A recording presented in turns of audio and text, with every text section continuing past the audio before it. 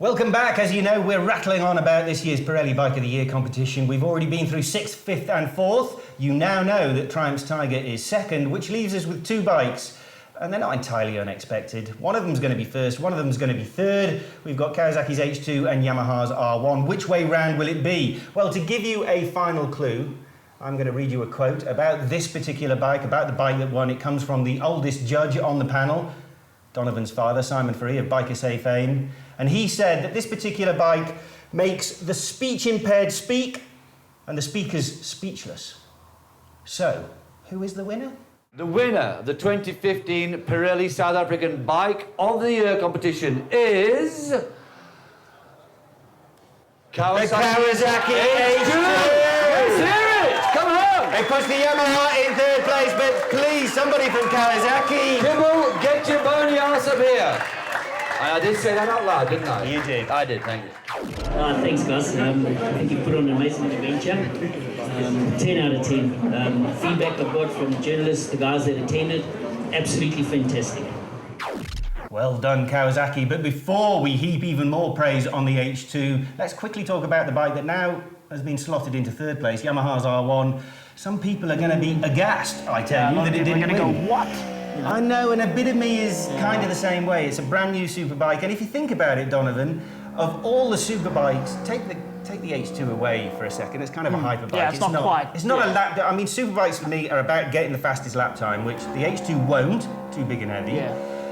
The best of the rest is Yamaha's new R1. Well, I think the fact that the R1 came 3rd is because it's just such a competitive class. Remember, they're in their classes, and the R1's got the S1000RR, it's got the Panigale, it's got the RSV4, plus ZX10, and all of those to compete with. It is very competitive. So, like you're saying then, the class is so competitive. Yes, the R1 is the best of them all at the moment, but it hasn't made any significant, really, strides in the class as a whole. It is very good. I mean, the technology there. Stunning, isn't it? It has that screen, and it has all these buttons. I'm too scared to touch anything. Every time you touch something, it's like...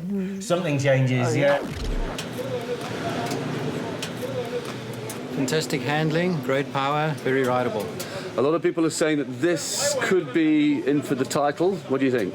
It could be. There's quite a few superbikes. You haven't ridden them all yet, back to back, but this is definitely on the short list.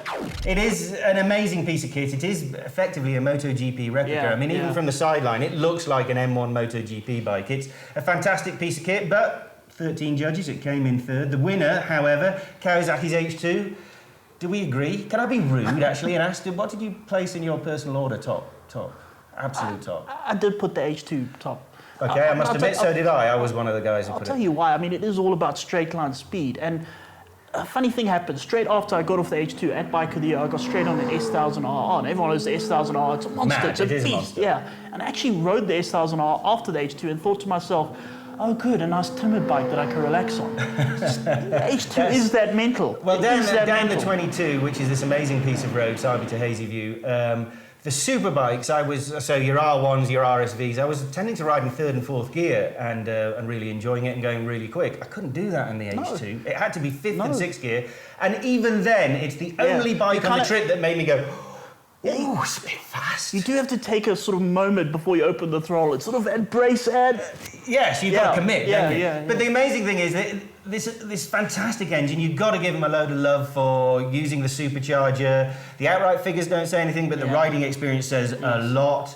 It goes around corners. It's got a sweet gear change, beautiful quick shifter, but it goes around corners. You can get your knee... I saw you get your knee down on it. Maybe a bit, yeah. Look, it's not the best... Sparks, hold on a minute, check this. See, you did get your knee down on it. Okay, maybe a bit. But I mean, it's not the best around corners. I mean, I think on the 22, No, the undoubtedly. R1 would do a better time on the 22. The R1 or any of the superbikes Yes, do a they better would, time yeah. around a track, but it can do it. That's the point. Okay, we've also seen complaints on the forums and stuff, or opinions, if you like. How can you make the most? Because it is the most expensive bike in the competition. How did we just chose the most expensive one? Well, no. Think about it. In a world of 250 grand average superbikes, in a world of 220,000 grand adventure bikes, is 310 that far away for something so unique? For the latest innovation, the latest, greatest. I mean, if this were the car world, that would be 20 million rand. Am I right? Yes, absolutely. Yeah. It's a Bugatti Veyron, isn't it? That's the kind of car exactly. it is. Okay, well, listen, it's not just me and Donovan raving about it. Other people thought good things about it too. 5 words that describe the H2. Manically quick, stable, intoxicating.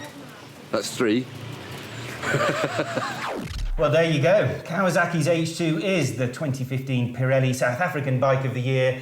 And I have to admit, it's the bike I chose myself for top spot, and I still think it's a worthy winner. You, Donovan? Oh, definitely. And thank you very much to Pirelli, Total, TomTom, and Liqui Moly for making this happen. Yeah, they did make it happen, and hopefully they'll be on board again next year for 2016 when we'll choose another winner that you probably don't agree with. Yeah, and you can go on forums and shout at us. Fantastic, I cannot wait. We'll be back again, of course, next week, and we'll be actually testing a bike that didn't quite make it into this year's competition. It arrived too late. It's going to be a strong contender for next year, BMW's S1000 XR.